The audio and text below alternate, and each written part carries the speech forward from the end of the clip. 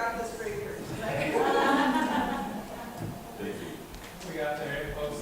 Take a quick look here. We got, very good. Very good. I just want to say it's really good.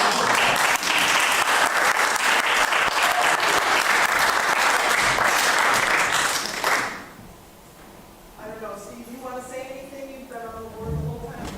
No, I've enjoyed his company on the board and, listen. We all are.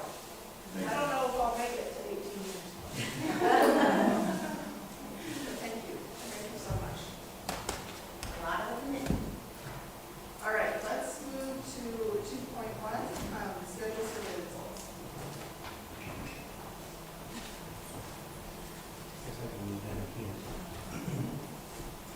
All right, the board has received a number of communications from community members, and the board asked us to send out a survey.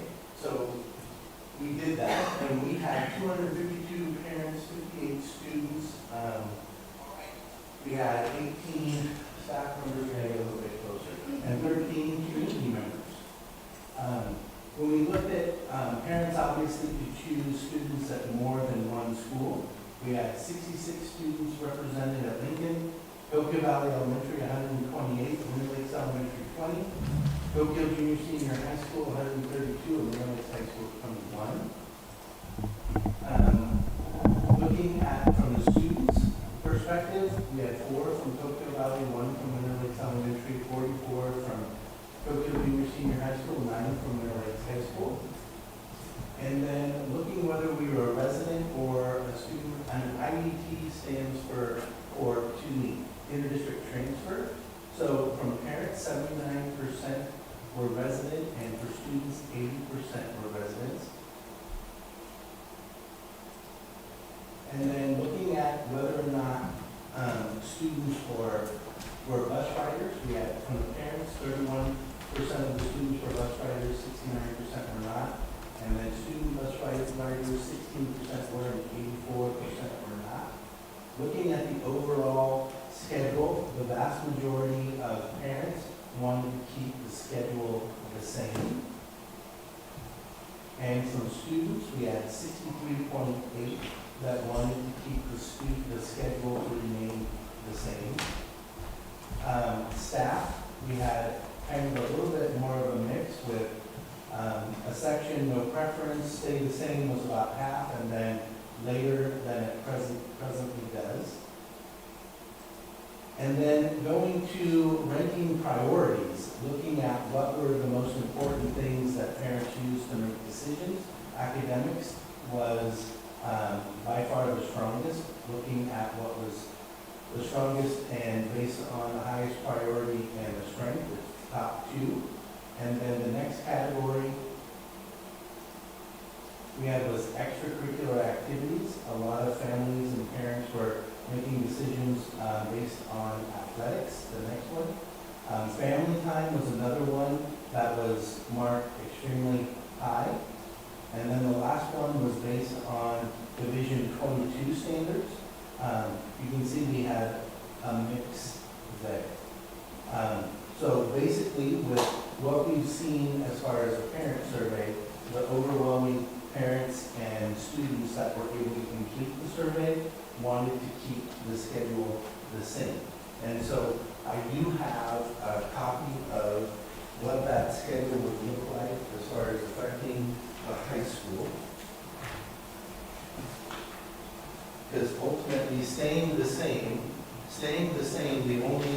the only school that's affected is the high school. Junior high are currently on the 8:05 time. So if you look at the schedule on the left, keeping everything the same. So Coquille Junior High would start at first period, would start at 8:05, and also the high school first period would start at 8:05 in the morning. And then that would get everybody out in the afternoon at 3:15. And right now the school's out at 3:12. There's additional couple minutes, or just because there's one more transition that's been added due to the addition of advisory. So, does the board have any questions about the survey and/or our survey results?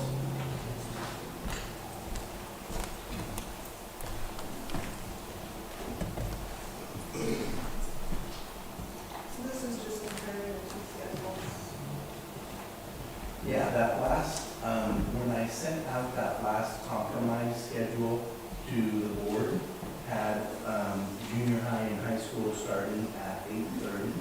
But based on the information we received from parents, I just want to make sure that the board is aware that if we leave everything the same, the only building that makes a change is the high school. Because currently our high school starts first period at 9:28, and junior high starts at 8:28. I'm sorry, 8:28. Thank you. Can you make this very correct? 8:28, yes. But this is to add that advisory period. That is- For the older. That is correct. So all of the students at Coquille Junior Senior High School will have the advisory period, which will help us be able to teach the new SEL curriculum that we're required to teach, as well as Paige has a variety of other things that she would like to accomplish during that time.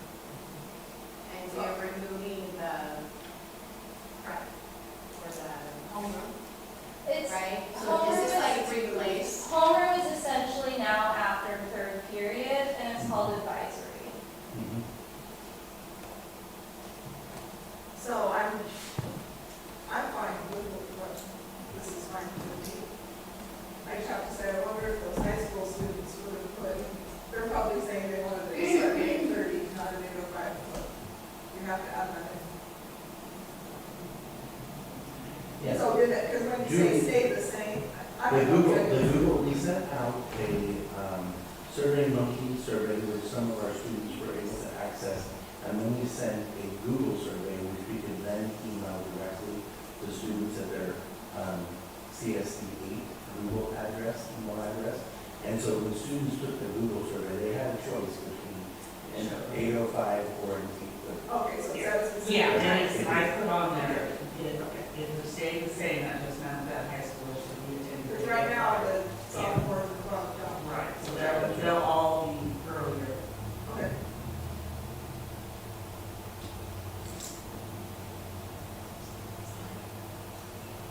All right, any questions about that? We did see the plaque for, or not see, put the plaque for 18 years of service. I wanted to get caught up on this, How about right Sure, now? we went over our, we received a number of communications from parents through email to the board, and the board asked me to put a survey together to survey families. We did that, and we had 252 parents, I believe, that responded to the survey, and the overwhelming percentage was to leave the schedule the same, which we will do that. It's just there is one change at Coquille High School, because Paige is adding in an advisory period. We already have an advisory period, or I believe the moment it's called homeroom, but it's, that name is changing to advisory, because there's more things that we need to accomplish during that time. So the high school would just start at the 8:05 time, because junior high has already been starting at that time. So now everybody in the building goes to first period at 8:05. Does that answer your question? I can definitely get you a copy if you want to see the whole survey, definitely. thank you. Okay. Are we making any sort of decision on this, or you're just saying this information? Sure, just updating us. I was giving you an update if the board would like to. I mean, you're more than welcome to add a motion and do add a discussion action item if the board actually wants to vote on the schedule. I think based on our survey, yeah, we'll leave our schools the same time. It's just knowing that high school then would start at 8:05.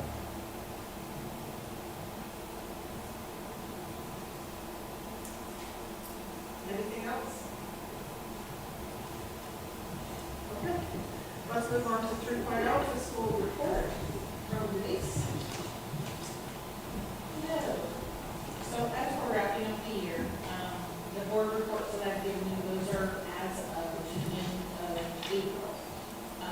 So we are projecting right now that we are going to be just a hair under $1,900,000 at the end of those, but I am very confident that we are going to be at $1,900,000 by the time we close the year, which that is what I budgeted. And that's the end of this month, right? That's at the end of this month, yes. Yes, and then when we do audit, there might be some changes there, so I usually don't 100% know, and so, about some. More than likely it will be.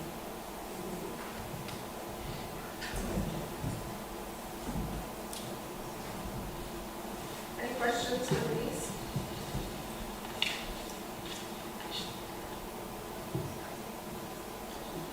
And if you notice, we have a letter from Rachel Ennis, who's been helping us with the seat. Just wondering if you read that. Okay, let's go to 4.0, superintendent's report. All right, you have your population report in your packet.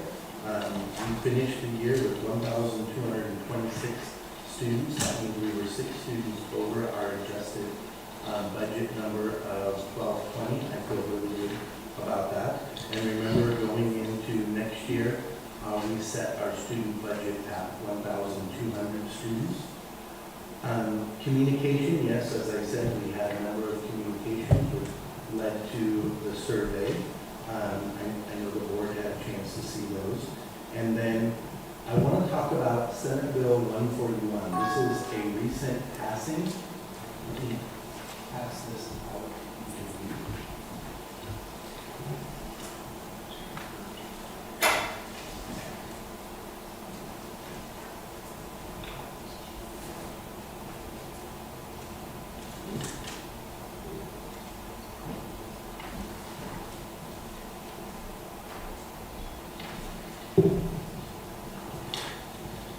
Senate Bill 141 is the new accountability bill that was passed in this long session in Salem. This bill puts some real teeth into accountability, and this bill is going to force a lot of change within our district in the future. There are 6 metrics that this bill will now use to evaluate our district. The first matrix is student attendance, K through 2. Currently, our kindergarten students are at 75% of them are wrongfully absent. That is significantly above the state average. The next indicator that they will use will be 3rd grade reading scores. And if you look on the next page on the Oregon at a glance, this information is 23-24 data, because at the moment, that is the most updated information that ODE is vetted and has declared accurate for all districts. So if you look at our 3rd grade ELA scores, you can see that we're at 40%, which is the state average. So we would meet in that matrix area. Are they saying you just have to be at the state average? That is my understanding. ODE, anytime a law is passed, it has a narrative, and then ODE actually takes that law and writes all the policy and how it will be implemented. So, I'm just saying, they're not saying you have to have this much attendance rate, they're just saying whatever the state average is, you better be there. that is my current understanding. But ODE will write all of those, and as more information comes out, I will definitely make sure that it goes here. If you look at the 8th grade math assessment, that is now a new requirement. The Coquille School District was at 13%, state average is 27%. If you look at on track to graduate rate, which is 9th grade on track, we're at 63%, the state average is 85%. If you look at on-time graduation, the Coquille School District is at 37%, the state average is 81%. And if you look at the 5-year completer rate, the Coquille School District is at 58%, and the state average is 87%. This new law is going to force us to have to make some changes, because here's the teeth in this. So you have 2 years to make improvement, and then you will be assigned a coach from ODE that will come in and work with the district and recommend some changes that we need to make. If you don't meet the 3rd year, in that 3rd year, there will be more intensive coaching that will happen, and they will make recommendations on changes we need to make. And then if you don't meet in the 4th year, ODE has the authority to come in and make decisions on how the Coquille School District spends 25% of its budget. 25% of our budget is every dollar we have to spend, because the other 75% is absolutely wrapped into contracts that we have already approved between our certified staff at some. We're currently negotiating with our classified staff, our admin, and our confidential. Those salaries are already off the table. 75% of our funds are covered in salary. That 25% remaining is every bit that we have to make all of our curriculum purchases, all the other adjustments and things that we spend money. So Like athletics and extracurriculars. athletics, extracurriculars, everything is in that 25%. So this is something that we are definitely going to be talking about, and when I have additional clarification, like I said, the Oregon Department of Education, once a bill is passed, they actually go through and make the rules and regulation on how things will be implemented.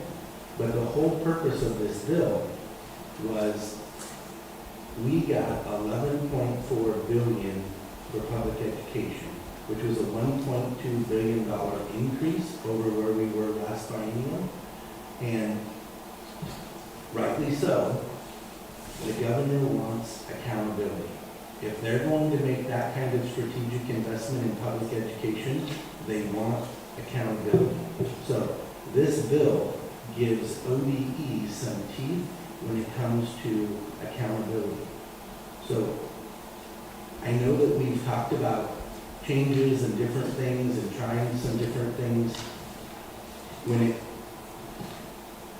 This is going to force us to have to do some things differently than we're currently doing. I think we have some great things in place that we're trying to implement for next year, but we're going to have to continue to look at this, because we cannot take the chance and wait for ODE to come in 4 years and take over our spending of 25% of our funds. That I think could be devastating for the district and for our community, because not everybody in Salem believes or agrees with how we spend our funds here in Coquille.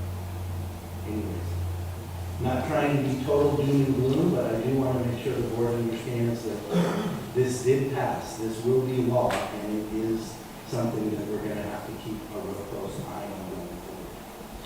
So do we have any plan for, I know that these have all been concerns for a while. Before the bill passed, these numbers have been concerns for a while. And the board has set appropriate goals for us to work on as far as trying to continue to raise our academic achievement.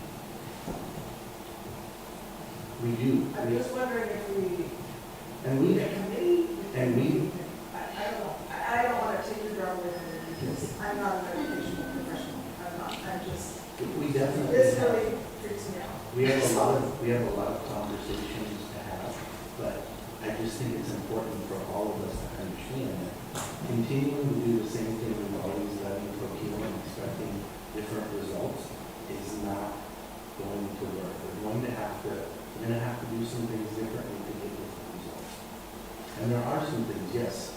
We saw just one example, CBE this year has implemented an attendance initiative that Armando and Angela, and we've seen tremendous growth in attendance with CBE's attendance initiative, and that is something that we can try to incorporate more so at Lincoln. And Amy has some ideas about doing some things differently at Lincoln to try to continue to improve attendance and educate our parents on the importance of kindergarten, because kindergarten is now an academic grade. It is not just a grade where you color and have fun. There's a lot of academics that are happening in kindergarten, and students need to be present.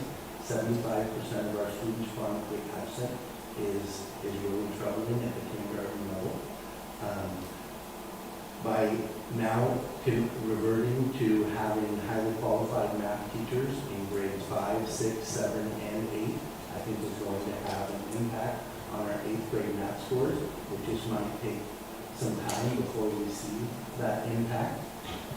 Looking at our looking at our 9th grade on track numbers, Paige has made some strategic changes in the schedule and offering freshmen electives that I think is going to continue to make an impact. As far as our 4 and 5 year graduation rate, we've talked about doing some things differently as far as our interdistrict transfer policy, and maybe adding in an additional layer of an interview with parents and students coming into our district and making sure that they're as committed towards academics and their future as we are to providing. Do you know what our the CHS graduation rate, because I know this includes women. That's right, this is the district. I'm just wondering what the difference is there. I'm not trying to criticize Tiffany. I think you do an amazing job, and you reach a lot of students that need to be reached. And I'm super excited when I go to your graduation and I see someone who was supposed to graduate a couple of years ago but walks across on Friday night. Yes. Which, even if it was 6 years ago, like, that's progress. Guys, you know the answer to that? Yeah, we're right around the 90% range. Okay. Yeah. So that, That is pretty much the average around. I think this year we're at 98%. okay. So when you say that not taking or you're talking about not taking inter-district transfers, you probably aren't intending to graduate? Is that whatever? I think it's worth having a sit-down conversation with the parent and student prior to us signing the IDT and just having that conversation. Because we are committed to providing, meeting students where they're at, the winner is model, we are committed to that. But we just want to ensure the students and parents are committed to finishing, not just coming until they turn 18 and then deciding to drop out.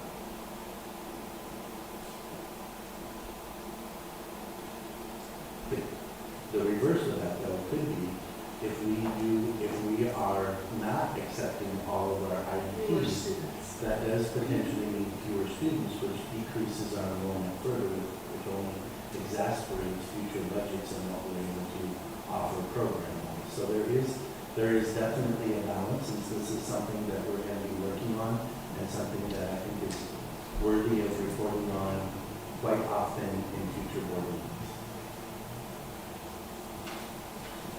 Any questions from the board?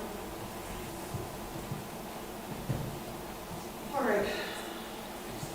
We have our discussion action items.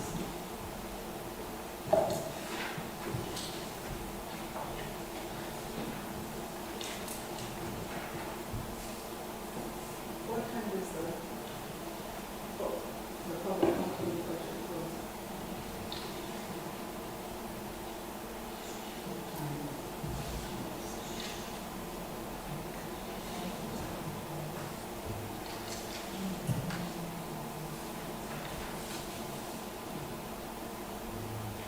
And how much time are we supposed to have? 2 minutes. How much? 2 minutes. Oh, that was it? Yeah. Oh, then we're done. And nobody. I thought it was like 20 minutes. So do I need to close that? Yeah. Okay, I close public comment for the 2025-2026 budget. Is there any questions about any of those things under the discussion action item?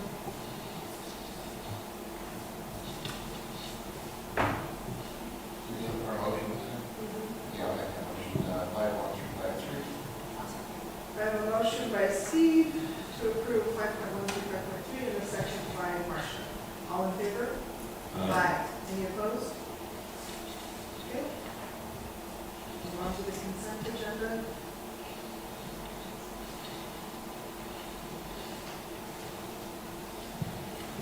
I'll make that motion